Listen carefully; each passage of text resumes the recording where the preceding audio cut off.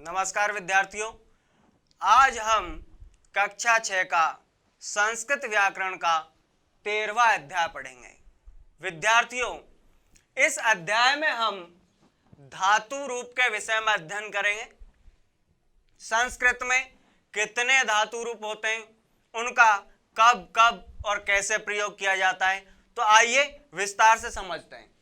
देखिए, धातुओं के रूप 10 लकारों में चलते हैं। विद्यार्थियों, यह ध्यान देने वाली बात है, धातुओं के जो रूप चलते हैं वे 10 लकारों में चलते हैं, लेकिन प्राय हमें 5 ही लकार पढ़ाए जाते हैं। उसका एक कारण है, क्योंकि जो सबसे ज्यादा काम में आते हैं उन लकारों को हमें पढ़ाया जाता है। बाकी ये जो 10 लकार हैं, ये आप आगे की कक्षाओं में साहित्य में पढ़ोगे, जो इस प्रकार हैं।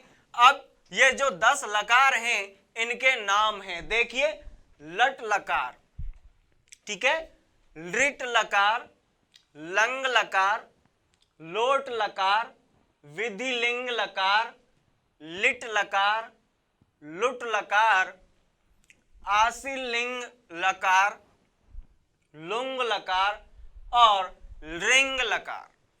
तो इस प्रकार से लकारों की जो कुल संख्या है वह 10 है। ठीक है, ये लकार विभिन्न कालों एवं विभिन्न अवस्थाओं का बोध कराने के लिए प्रयोग में लाए जाते हैं। ये जो लकार हैं, इनका प्रयोग किया जाता है कालों एवं विभिन्न अवस्थाओं का बोध कराने के लिए।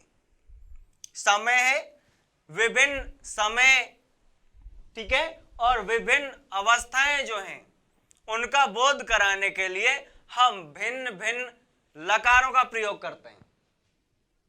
संस्कृत में मुख्य रूप से काल 3 ही माने गए। यह आपने हिंदी में भी पढ़ा होगा और बचपन से आप पढ़ते आ रहे हैं कि काल जो है वो 3 प्रकार के हैं, हिंदी में भी, इंग्लिश में भी, संस्कृत में भी। तो यहां संस्कृत में भी काल जो है वो 3 प्रकार के हैं, ठीक है, लेकिन इनको कुछ इनके उपभाग करके इनको बढ़ा दिया गया है, वे हम नीचे समझेंगे। तो देखिए, काल मुख्य रूप से 3 हैं, जिनमें पहला है वर्तमान काल, जिसे हम संस्कृत में लट लकार बोलते हैं। क्या बोलते हैं? लट लकार। और दूसरा जो है वह है भूतकाल, जिसे हम संस्कृत में लंग लकार कहते हैं। दूसरा भूतकाल, जिसे संस्कृत में लंग लकार कहा जाएगा। और तीसरा जो है वह है भविष्यत काल, जिसे हम लिट लकार कहते हैं। ठीक है, भविष्यत काल, लिट लकार। देखिए, काल का विभाजन अन्य भाषाओं में भी 3 प्रकार का ही किया गया है। अन्य भाषाओं में हम देखें तो हिंदी में भी काल विभाजन 3 प्रकार से है, अंग्रेजी में भी। ठीक है, हिंदी में हो गया वर्तमान काल, भूतकाल, भविष्यत काल, अंग्रेजी में प्रेजेंट, पास्ट, फ्यूचर। और इसी तरीके से संस्कृत जो है उसमें लट, लंग और लिट। तो ये 3 प्रकार से ही बांटा गया है। किंतु संस्कृत भाषा में, लेकिन देखिए, संस्कृत भाषा में भूतकाल एवं भविष्यत काल को समय सीमा के अनुसार अनेक भागों में बांटा गया है। अब यहां देखिए, वर्तमान काल में तो कोई दिक्कत नहीं है, लेकिन हमारे यहां पर संस्कृत में भूतकाल एवं भविष्यत काल, ये जो 2 काल हैं, इनको समय सीमा के अनुसार, काल 3 प्रकार के हो गए, जिनमें लट लकार, लंग लकार और लिट लकार। अब जो लट लकार है वो तो सामान्य रहेगा, कोई दिक्कत नहीं है, लेकिन यहां लंग लकार और लिट लकार, इनको समय सीमा के अनुसार, कैसे? समय सीमा के अनुसार अनेक भागों में और बांटा गया है। जैसे सामान्य भूत। अब हम भूतकाल की बात कर रहे हैं, तो भूतकाल जो है इसको भी बांट दिया गया है। भूतकाल जो है उसको सबसे पहली बार बांटा गया सामान्य भूत में। ठीक है, तो सामान्य भूत क्या होगा भाई? बीते हुए काल को जिसमें समय सीमा का उल्लेख नहीं किया गया हो। कोई समय बीत गया, ठीक है, जो समय बीत गया है उसके लिए भूतकाल का प्रयोग करते हैं, यह आप अच्छी तरह जानते हो, ठीक है। लेकिन कोई समय बीता हुआ है और उसमें समय सीमा का उल्लेख नहीं है, ठीक है, समय निर्धारित नहीं किया गया है, ठीक, तो वहां पर क्या होगा, सामान्य भूतकाल होगा, ठीक है। कैसा होगा, सामान्य भूत होगा। एक बात ध्यान रखनी है, ये जो सामान्य भूत है इसे अनद्यतन भूत भी कहते हैं। सामान्य भूत को क्या कहते हैं, अनद्यतन भूत भी कहते हैं, ये ध्यान रखना आपको। इसके दो नाम है, पहला जो सामान्य भूत है उससे तो जाना ही जाएगा, दूसरा अनद्यतन भूत के नाम से भी इसे जाना जाता है। आगे देखिए, अगला इसका जो दूसरा पार्ट है वह है अद्यतन भूत। कौन सा है, अद्यतन भूत। आज बीते हुए काल को अद्यतन भूत कहते हैं। देखिए, आज बीता हुआ जो समय है, आज ही, ठीक है, जो बीता हुआ समय है उसे हम क्या कहेंगे, अद्यतन भूत कहेंगे। क्या कहेंगे, अद्यतन भूत। और जो समय पहले बीत चुका है लेकिन उसमें समय सीमा निर्धारित नहीं की गई है, समय सीमा का उल्लेख नहीं है, तो उसको क्या कहेंगे, अनद्यतन भूत या फिर सामान्य भूत कहेंगे। अगला तीसरा पार्ट जो इसका है वह है परोक्ष भूत। कैसा, परोक्ष भूत। देखिए, ये दो शब्द होते हैं, एक होता है परोक्ष और एक होता है प्रत्यक्ष। प्रत्यक्ष जो होता है वो आंखों के सामने होता है, परोक्ष जो होता है उसका पता नहीं होता, यानी वह हमारी आंखों के सामने नहीं होता। तो परोक्ष भूत, वर्षों पूर्व बीते समय को परोक्ष भूत कहते हैं। अब देखिए, जो समय वर्षों पूर्व बीत चुका है, वर्षों पूर्व कोई काम हुआ है, ठीक है, और उसके लिए जो प्रयोग में लेते हैं हम भूतकाल, वह होता है परोक्ष भूत, ठीक है। वर्षों पूर्व बीते हुए समय को परोक्ष भूत कहते हैं। अब आप समझ गए होंगे, ये जो भूतकाल है इसको हमने तीन भागों में बांटा, एक सामान्य जिसे अनद्यतन कहते हैं, दूसरा जो है वो अद्यतन होगा, और तीसरा जो है वो परोक्ष भूत होगा। और तीनों के विषय में आप विस्तार से समझ गए होंगे। ऐसे ही अनद्यतन भविष्यत और अद्यतन भविष्यत के रूप में भविष्यत काल को भी दो भागों में बांटा गया है। अब देखो, इन रूपों की संख्या यानी इन लकारों की संख्या 10 कैसे हो गई, यह आपको ध्यान देना है। तो देखिए, 3 लकार तो हमारे मूल रूप से हैं ही, इसके अलावा देखिए 3 ये भूतकाल के पार्ट हो जाते हैं, भाग हो जाते हैं। इसी प्रकार से भविष्यत काल है, भविष्यत काल को भी फिर दो भागों में बांट दिया गया है, अनद्यतन और अद्यतन। तो इसी प्रकार से जैसे भूतकाल को बांटा 3 में, ठीक उसी प्रकार से भविष्यत काल को भी 2 में बांट दिया गया है, वो है अद्यतन और अनद्यतन भविष्यत काल, ठीक है। अब देखिए, यहां तक तो रही इन लकारों की बात।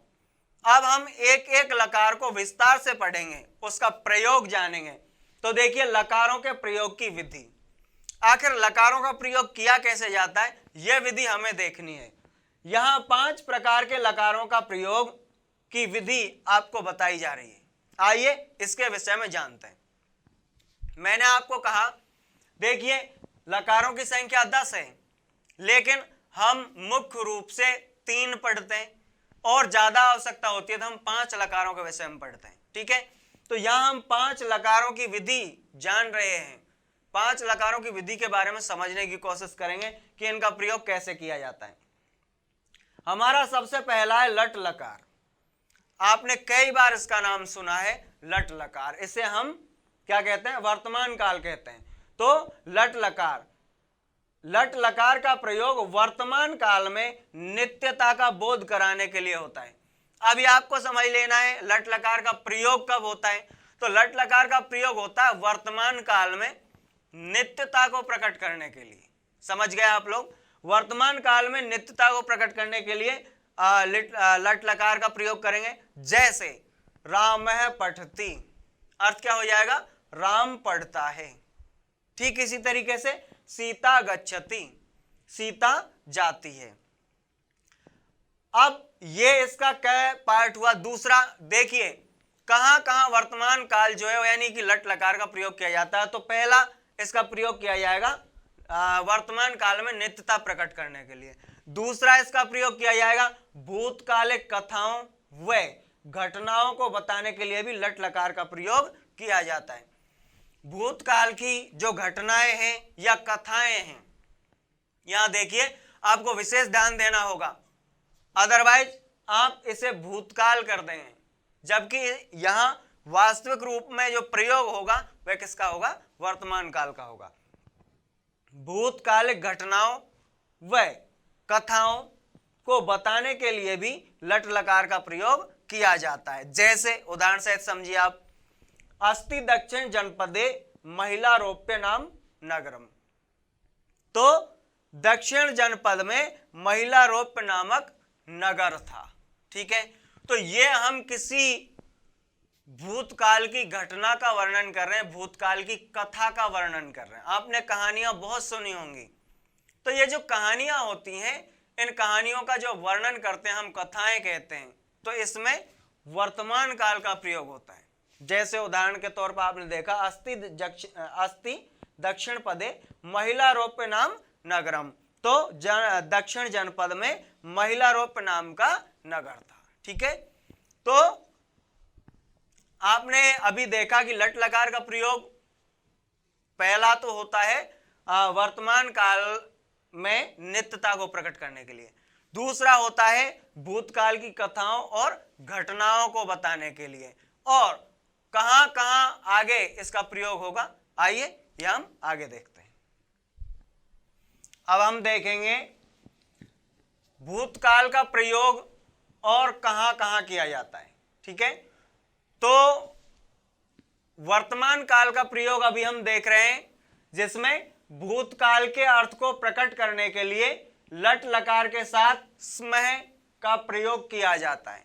देखिए, भूतकाल के अर्थ को हम प्रकट जब करते हैं तो उसमें लट लकार का प्रयोग करते हुए और उसके साथ स्मह का प्रयोग कर देते हैं। ठीक है, जैसे स गृहम गच्छति स्मः, ये वास्तविक रूप में जो है ये लट लकार में है। देखिए, गृहम गच्छति। ठीक है, और ये जो अर्थ प्रकट कर रहा है वह कर रहा है भूतकाल का, वह घर जा रहा था। ठीक है, तो यहां भूतकाल का जो अर्थ प्रकट करते हैं हम, उसमें लट लकार के वाक्य के साथ स्मय का प्रयोग कर देते हैं। ठीक है, आगे देखो, भविष्यत अर्थ की सूचना के लिए भी कभी कभी लट लकार का प्रयोग देखा जाता है। भविष्यत काल की सूचना है, भविष्यत अर्थ की सूचना है, उसके लिए भी हम कई बार लट लकार का प्रयोग करते हैं। ठीक है, उसके लिए एग्जाम्पल देखिए, न जानामि स कदा गमिष्यति, नहीं जानता हूं वह कब जाएगा। ठीक है, तो ये भविष्य अर्थ देने वाला वाक्य, ठीक, भविष्यत अर्थ देने वाले वाक्य में भी हम लट लकार का प्रयोग कर रहे हैं। न जानामि स कदा गमिष्यति, नहीं जानता हूं वह कब जाएगा। ठीक इसी प्रकार से अगला पॉइंट है, इसमें प्रश्न की स्थिति में भविष्यत अर्थ में भी कदाचित लट लकार का प्रयोग किया जाता है। प्रश्न की स्थिति हो, है ना, और भविष्यत अर्थ हो, तब भी हम क्या करते हैं, लट लकार का प्रयोग कर देते हैं। जैसे देखो, किम करोमि कुत्र गच्छामि, क्या करूं कहां जाऊं। ठीक है, क्या करूं कहां जाऊं, किम करोमि कुत्र गच्छामि, तो क्या करूं कहां जाऊं, यह भविष्यत अर्थ है और प्रश्न। ठीक है, तो प्रश्न की स्थिति और भविष्यत अर्थ जो होता है उसमें भी हम लट लकार का प्रयोग कर देते हैं। तो आपने देखा किस प्रकार से हम अलग अलग जगह लट लकार का प्रयोग करते हैं। यहां भी आप देखिए, भूतकाल के अर्थ को प्रकट करने के लिए लट लकार के साथ स्मय का प्रयोग कर देते हैं। भविष्यत अर्थ की सूचना देने के लिए भी कभी कभी लट लकार का प्रयोग होता है, और प्रश्न की स्थिति में और भविष्यत अर्थ इसमें भी लट लकार का प्रयोग हो जाता है। ठीक है, तो आपको ध्यान रखना है, इस प्रकार के सेंटेंस यदि वाक्य आपके पास होते हैं तो आपको ध्यान रखना है कि उनमें लट लकार का प्रयोग होगा। आगे नंबर 2 पर हमारा लकार है लंग लकार। देखिए, लंग लकार जो है इसका प्रयोग हम यहां केवल अनद्यतन भूतकाल जो है उसमें पढ़ रहे हैं, बाकी उसके जो 2 भाग थे उनको हम बाद में देखेंगे। जो आज न हुआ हो ऐसे भूतकाल के अर्थ में लंग लकार का प्रयोग होता है। आपने पहले भी ये पढ़ा कि जो आज नहीं हुआ हो, ठीक है, ऐसा भूतकाल जो है उसमें हम क्या करेंगे, अनद्यतन भूतकाल यानी लट लकार का प्रयोग होगा। जैसे स पुस्तकम अपठत, उसने पुस्तक पढ़ी। स पुस्तकम अपठत, उसने पुस्तक पढ़ी। रामः गृहम अगच्छत, राम घर आया। अब ये जो सारा काम हो रहा है वह आज न होकर के पहले कभी हो रहा है। और देखिए हम दो अन्य लकारों यानी कि लोट व विधिलिंग के विषय में भी जानेंगे, लेकिन छात्रों के आयु वर्ग को ध्यान में रखते हुए केवल इन 5 लकारों का अध्ययन किया जा रहा है। यह आपको यह ध्यान देना है कि आपका जो आयु वर्ग है, ठीक है, आपके आयु वर्ग के हिसाब से यहाँ 5 लकारों के बारे में हम जानेंगे। बाकी फिर 5 लकार बच जाते हैं, वे 5 लकारों के बारे में हम आपकी अगली कक्षाओं में जानेंगे, ठीक है। तो देखिए यहाँ हमारा दूसरा जो है लंग लकार, इसके बारे में आपने जाना है, इसका प्रयोग कैसे कैसे और कहाँ होता है। नंबर 3 पर है लिट लकार। देखिए लिट लकार का मतलब होता है भविष्यत काल। लिट केवल सामान्य भविष्यत के अर्थ में आता है। जो लिट लकार है यह केवल सामान्य भविष्यत काल का जो अर्थ होता है उसमें प्रयोग में आता है। जैसे स अद्य ग्रामम गमिष्यति, वह आज गांव जाएगा। वह आज गांव जाएगा सामान्य भविष्यत काल हो गया। इसी प्रकार से कार्य की अति निकटता में भी लट लकार और लिट लकार दोनों का प्रयोग होता है जब कार्य की अति निकटता होती है। अब देखो कदा गच्छसि अधुनैव गमिष्यामि, कब जाओगे, अभी जाऊंगा। तो यह दोनों का प्रयोग हो रहा है, इसमें लिट लकार भी है लट लकार भी है। तो कदा गच्छसि अधुनैव गमिष्यामि, ठीक है। इसी प्रकार से किसी से आग्रह करने में भी लिट लकार का प्रयोग किया जाता है। जैसे यदि आप किसी से आग्रह कर रहे हो, ठीक है, निवेदन कर रहे हो, विनम्र निवेदन या आग्रह कर रहे हो, तो उसमें भी इसका प्रयोग हो जाएगा। जैसे अस्तु पश्चात महम दास्यसि, ठीक है, अच्छा तो मुझे बाद में दे देना। तो ये आग्रह कर रहे हो आप, इसमें भी हो जाएगा। और वाक्य का जो अंत है, वाक्य के अंत में गा गी गे आते हैं। वाक्य अंत में क्या आता है, गा गी गे।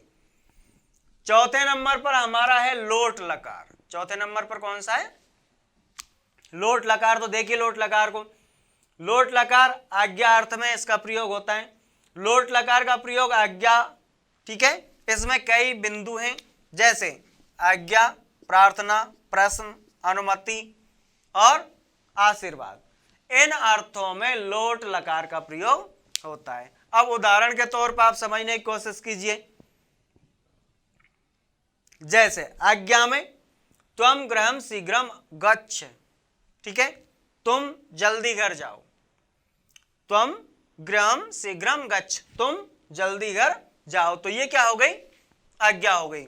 इसी तरीके से प्रार्थना, अद्य भवान मया सह चलतु, अद्य भवान मया सह चलतु, तो आज आप मेरे साथ चलिए। यह क्या हो गई, प्रार्थना हो गई, ठीक है। इसी प्रकार से अनुमति के लिए अस्मिन् विद्यालय वयम कुत्र पठामः, इस विद्यालय में हम कहाँ पढ़ें, ठीक है। तो अनुमति लेने के लिए यह अनुमति हो गई।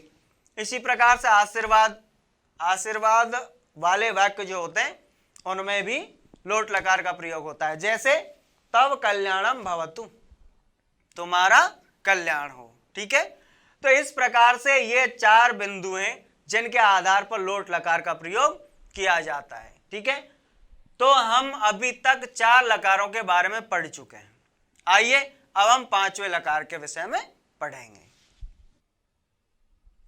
तो आपने देखा कहां कहां और कैसे कैसे लट लकार का प्रयोग होता है, कब कैसे लंग लकार का, और कैसे कैसे लिट लकार का और कैसे लोट लकार का। अभी आप देख रहे हैं विधिलिंग लकार का प्रयोग कहाँ और कैसे होता है। विधिलिंग लकार का अर्थ होता है चाहिए अर्थ में। जब आप चाहिए अर्थ की वाक्य बनाते हैं तो वहां विधिलिंग लकार का प्रयोग किया जाता है। देखिए विधि, ठीक है, निमंत्रण,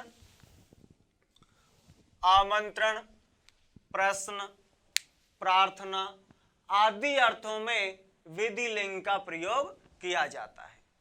ये बातें हैं जहां विधिलिंग लकार का प्रयोग होगा। देखिए विधि है निमंत्रण, आमंत्रण, प्रश्न, प्रार्थना आदि। इन बातों के लिए विधिलिंग लकार का प्रयोग होगा। निम्न अर्थों में विधिलिंग लकार का प्रयोग किया जाता है। विधि, अनुज्ञा, सद्भावना या किसी नियम के विधान में भी विधिलिंग लकार का प्रयोग किया जाता है। अन्य बातें ये भी आपको ध्यान रखनी है जिनमें विधि, अनुज्ञा, ठीक है, सद्भावना या किसी नियम के विधान में भी विधिलिंग लकार का प्रयोग किया जाता है। जैसे अब आपको उदाहरण सहित समझाया गया। जैसे देखिए सत्यम ब्रूयात, क्या है, सत्यम ब्रूयात, तो क्या हो जाएगा, सत्य बोलना चाहिए। सत्यम ब्रूयात का क्या हो गया, सत्य बोलना चाहिए। अगला देखिए सहसा न कार्यम कुर्यात, शीघ्र कार्य न करें। सहसा न कार्यम कुर्यात, शीघ्र कार्य नहीं करें। तो इस प्रकार से कहीं विधि की बात हो, निमंत्रण, आमंत्रण, प्रश्न, प्रार्थना, है ना, इस प्रकार की बातें जहां होती हैं वहां पर क्या किया जाता है, विधिलिंग लकार का प्रयोग किया जाता है। अब देखिए यहां सार्वधातुक लकार आप देखोगे, इनमें क्या है, यह हमारी धातु है और इधर 5 लकार जो आप पढ़ रहे हैं, पांचों लकारों में रूप आपको देखने को मिलेंगे। जिसमें देखिए गम, लट लकार, ठीक है, एक वचन में ये रूप है। तो गच्छति,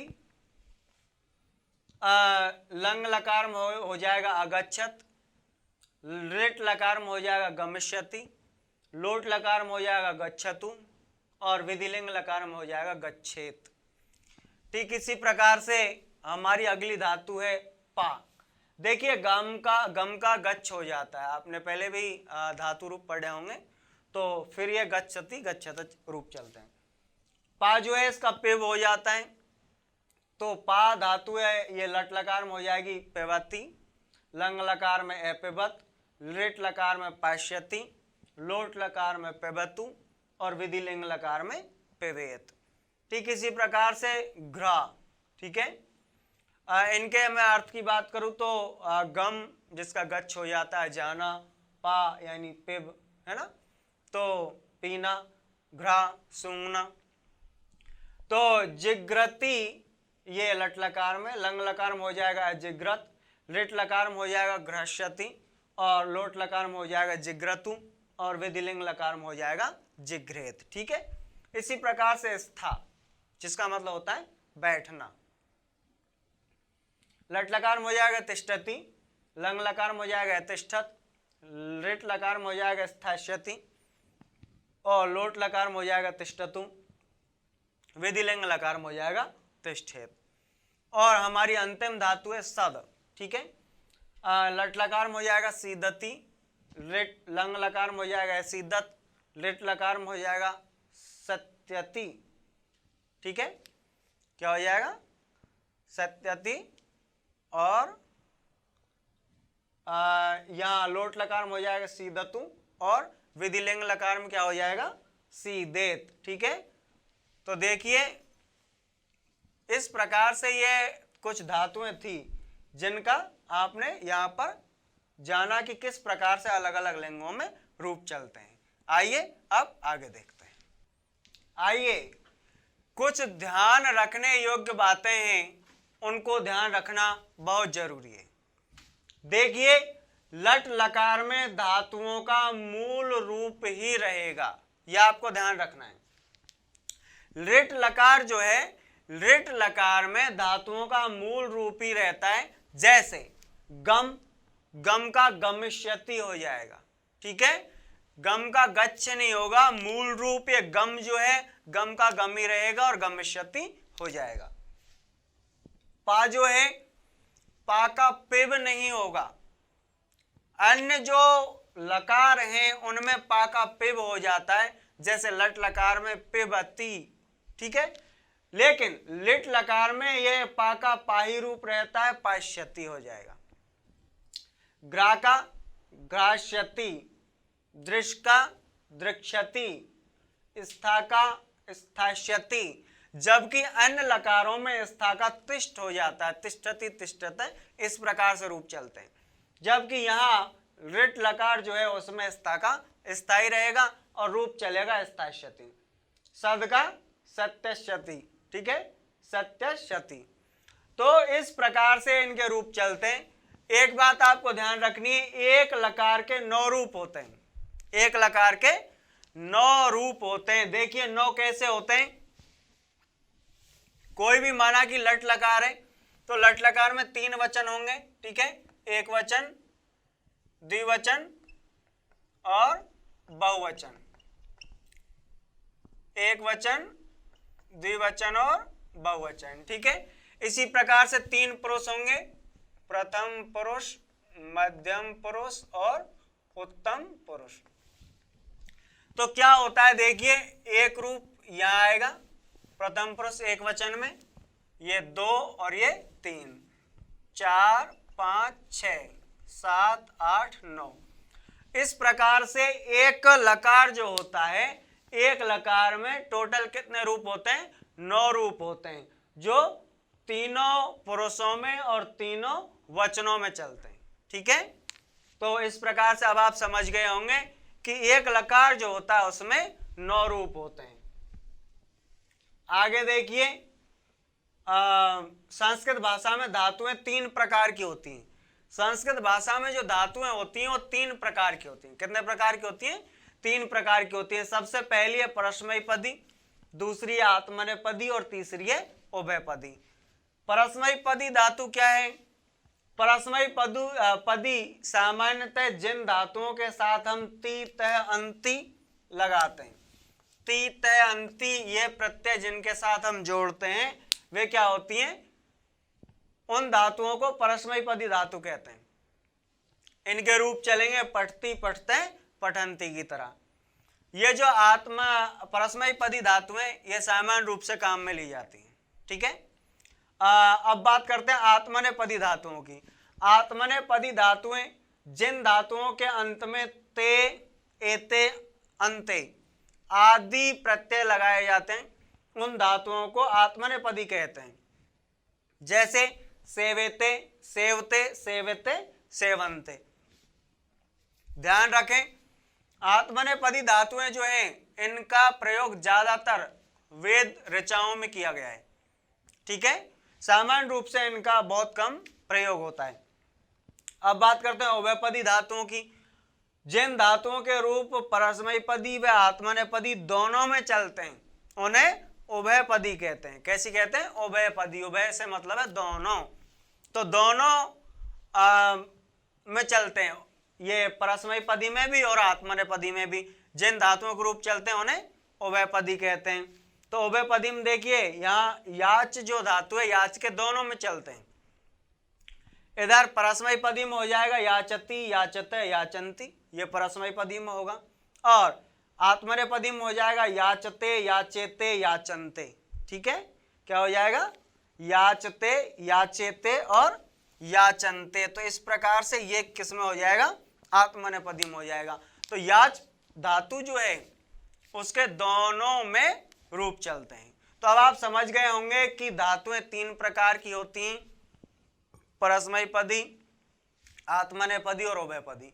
परस्मैपदी जिसमें ती ते अंति जोड़ते हैं, आत्मनेपदी जिसमें ते एते अंते जोड़ता है, और उभयपदी जिन धातुओं के रूप परस्मैपदी और आत्मनेपदी दोनों में चलते हैं उभयपदी धातुएं कहलाती हैं, जैसे कि याच धातु। ठीक है, आइए अब हम कुछ धातुओं के रूप जानते हैं।